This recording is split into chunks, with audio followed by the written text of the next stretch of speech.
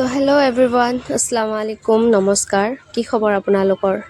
আশা কৰিছোঁ আপোনালোক সকলোৱে ভালে আছে আৰু মই আপোনালোকৰ সৈতে হিনা, ময়ো আপোনালোকৰ দুৱাত ভালে আছোঁ। আৰু এইফালে দেখিছেনে আমাৰ মাইনাই কেনেকুৱা ৰাতি এক্সাৰচাইজ কৰি আছে। তাৰ বদমাচিৰ কথা নক'ব আৰু। দেখিছেনে কেনেকুৱা বদমাচি কৰি আছে তাই? একদম পূৰা হুলস্থুল। পাপা আহিছে, তাৰ ফূৰ্তি আহিছে তাৰ। দেখিছেনে কেনেকৈ কৰি আছে।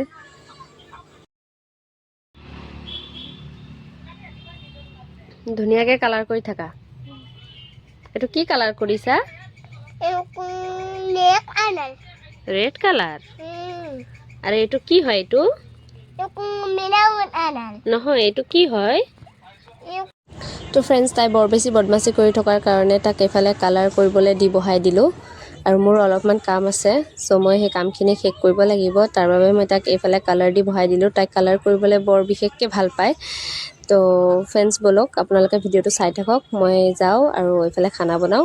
তো এইফালে আমাৰ ধুনুৰ পাপায়ে আনিছিলে চিকেন, আৰু এইফালে মই পিঁয়াজ লৈ ল'লোঁ, টমেটো লৈ ল'লোঁ। তো আজি চিকেনটো গ্ৰেভি বনাম। ধুনুৰ পাপায়ে বোলে গ্ৰেভি খাব আজি।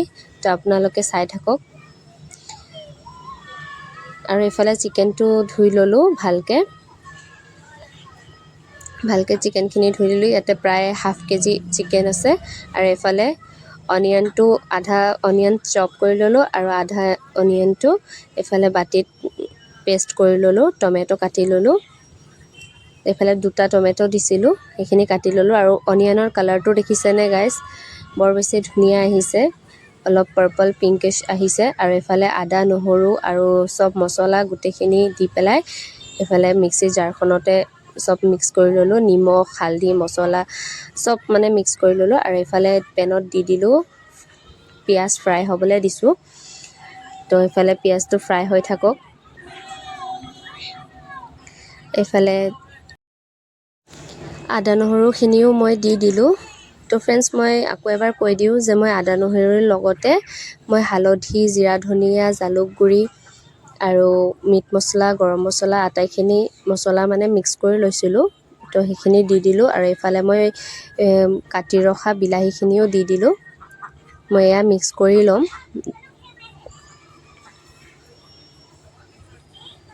বিলাহীটো চাইছেনে মেল্ট হৈ গৈছে? তো এতিয়া দেখিছে ভালদৰে ওপৰত তেলখিনি উপঙি আহিছে।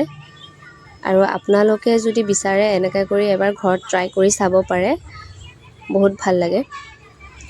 আৰু এইফালে দেখিছে অনিয়নখিনিও মই দি দিলোঁ, যোনখিনি পেষ্ট কৰি ৰাখিছিলোঁ।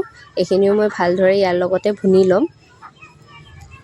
আপোনালোকক মই গোটেইখিনি ক্লিপছ দেখাব নোৱাৰিলেও অলপ অলপকৈ ট্ৰাই কৰিছোঁ, যিহেতু মোৰ কেমেৰা ধৰি দিয়াৰ মানুহ নাই, মই নিজে ধৰি পেলাই এইখিনি কৰোঁ।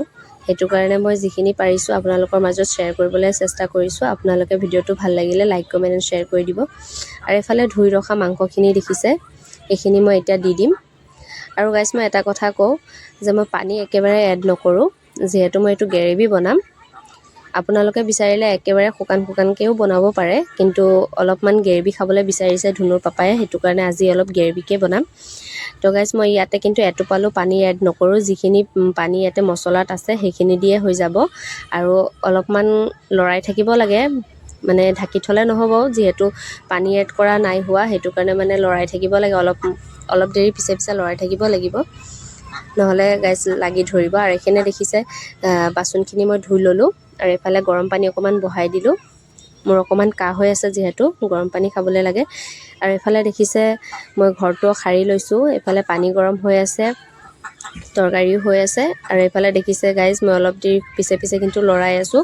আপোনালোকৰ বনালে অলপ সময় পিছে লৰাই থাকিব, নহ'লে এইটো পানী এড কৰা যিহেতু হোৱা নাই, লাগি ধৰিবলৈ চান্স থাকে। সেইটো কাৰণে দেখিছেনে মই অলপ সময় পিছে লৰাই আছোঁ। আৰু এইফালে দেখিছে কিমান পানী এৰিছে, পানী অলপো এড কৰিব লগা হোৱা নাই। এইফালে মাংসৰ পৰা ওলাইছে পানী, আৰু এইফালে মছলাৰ পানী, সেইখিনি দিয়ে আৰামত হৈ যাব। এইফালে দেখিছে মই ভাতো বহাই দিছিলোঁ।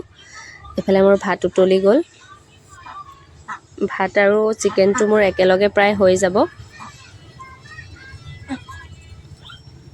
আপোনালোকে যিসকলে এনেকুৱা বনোৱা নাই, আপোনালোকে ঘৰত এবাৰ ট্ৰাই কৰি চাব, বৰ বেছি ভাল লাগে। আৰু মই জলকীয়া এড কৰা নাছিলোঁ, যিহেতু আমাৰ মাইনাই খাব, সেইটো কাৰণে জলকীয়া এড কৰা নাছিলোঁ।